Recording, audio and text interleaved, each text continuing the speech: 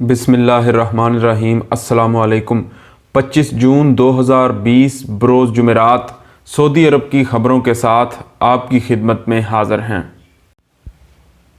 محدود حج کا فیصلہ احتیاطی تدابیر کے عین مطابق۔ WHO عالمی ادارہ صحت نے محدود حج سے متعلق سعودی فیصلے کی حمایت کی۔ عالمی ادارہ صحت نے کہا کہ اس سال حج سے متعلق سعودی عرب کا فیصلہ خوش آئند ہے۔ محدود حج کی بدولت کرونا وائرس کے خطرات کو قابو کیا جا سکے گا۔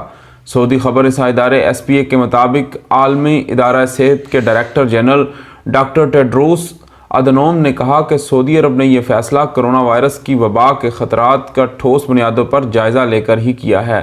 سعودی قیادت کے پیش نظر حاجیوں کی سلامتی اور تحفظ ہے۔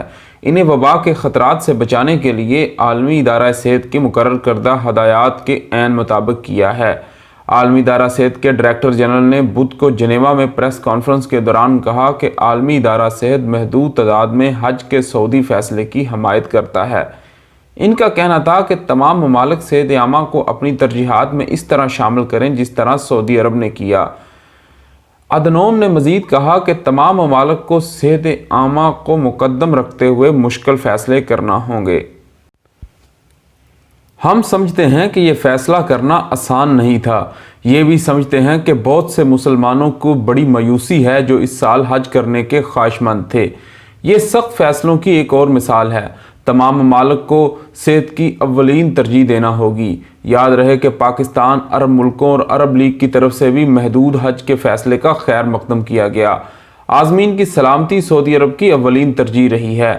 سعودی عرب کورونا کی وبا کے ماحول میں حجاج کے لیے سلامتی کے تقاضے پورے کر رہا ہے۔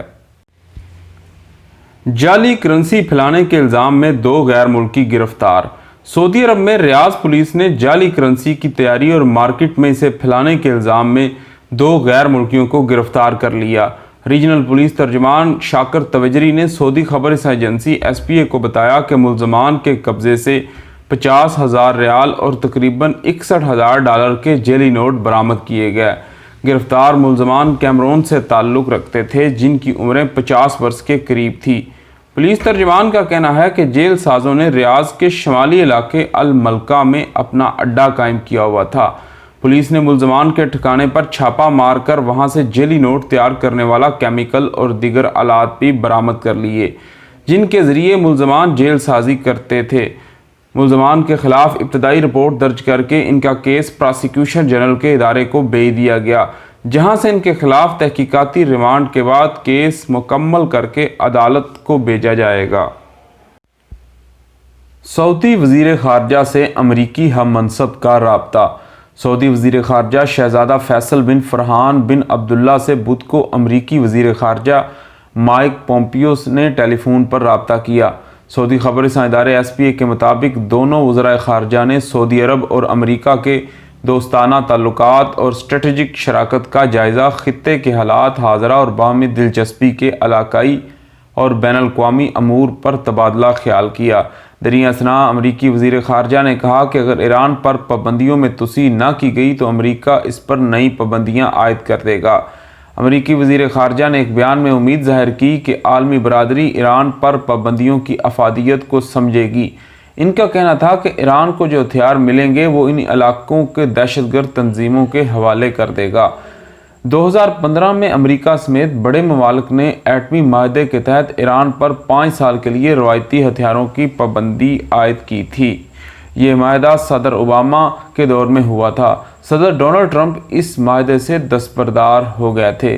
آجل ویب سائٹ کے مطابق امریکی دفتر خارجہ نے کہا ہے کہ سعودی عرب نے دہشت گرد تنظیموں کے خلاف ٹھوس اقدامات کیے ہیں۔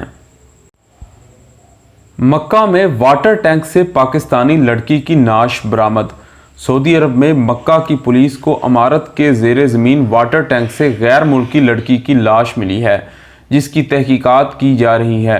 ویب نیوز سبق کے مطابق مکہ کے علاقے الفیحہ کی 3 منزلہ عمارت میں رہائشی پذیر افراد نے پانی میں شدید بو کی شکایت کی، جس پر عمارت کے نگران نے ٹینک صاف کرنے والی کمپنی کو بلایا تاکہ زیر زمین واٹر ٹینک کی صفائی کی جا سکے۔ صفائی کمپنی کے اہلکاروں نے ٹینک سے پانی نکالا اور ٹینک کا معائنہ کیا تو وہاں ایک لڑکی کی لاش ملی جو کسی حد تک پانی میں رہنے کی وجہ سے گل گئی تھی۔ عمارت کے مکینوں نے واقعے کی اطلاع فوری طور پر پولیس کو دی، جنہوں نے لاش اپنی تحویل میں لے کر واقعے کی تحقیقات کا آغاز کر دیا۔ پولیس نے پوسٹ مارٹم کے لیے لاش متعلقہ ادارے کے حوالے کر دی، جبکہ وقوع کے بارے میں تحقیقات کا دائرہ وسیع کر دیا۔ سبق نے ذرائع کے حوالے سے بتایا کہ لاش پاکستانی لڑکی کی ہے۔ دوسری جانب آجل نیوز نے وزارت داخلہ کے ٹویٹ کے حوالے سے کہا کہ لڑکی بے خیالی میں واٹر ٹینک میں گر گئی تھی، جس سے اس کی موت واقع ہو گئی۔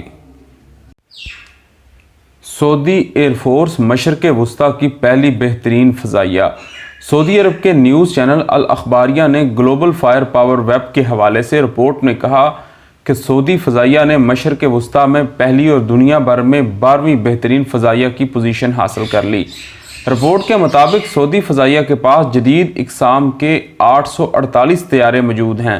الاخباریہ چینل نے سعودی فضائیہ کے بارے میں ویڈیو رپورٹ میں بتایا کہ global fire power website کے مطابق سعودی فضائیہ کے پاس 72 یورو فائٹر ٹائفون جبکہ F-15C ساخت کے 198 طیارے ہیں۔ رپورٹ میں مزید بتایا گیا کہ سعودی عرب کے پاس دشمن کے اہداف سے نمٹنے کے لیے انتہائی ترقی یافتہ ڈیفنس سسٹم موجود ہے۔ طیارہ شکن اور مختلف قسم کے میزائل شکن سسٹمز ہیں۔ رپورٹ میں کہا گیا کہ سعودی عرب کے پاس موجود پیٹریاٹ نہایت مؤثر نظام ہے اور یہ بیلسٹک میزائلوں کو اپنے ہدف سے 20 کلومیٹر کے فاصلے پر فضا ہی میں تباہ کرنے کی صلاحیت رکھتے ہیں۔ جنگی طیاروں کو فضا میں فیول فراہم کرنے والے سب سے زیادہ طیارے امریکہ کے بعد سعودی عرب کے پاس ہیں۔ جدہ اور مکہ میں تفتیشی دورے، متعدد باربر شاپس بند۔ جدہ اور مکہ مکرمہ میونسپلٹی نے حفاظتی تدابیر کی خلاف ورزی پر متعدد دکانوں سمیت کئی باربر شاپس کو سر بمہر کر دیا۔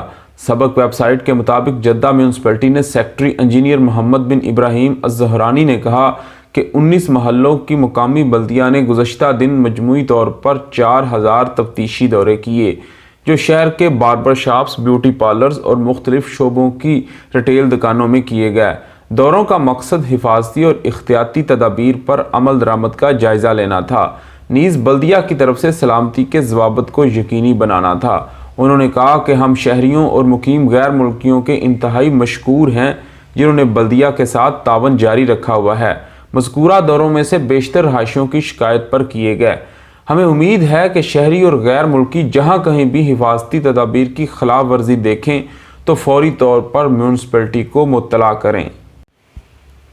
بینکوں میں عید الاضحیٰ کی تعطیلات کا اعلان۔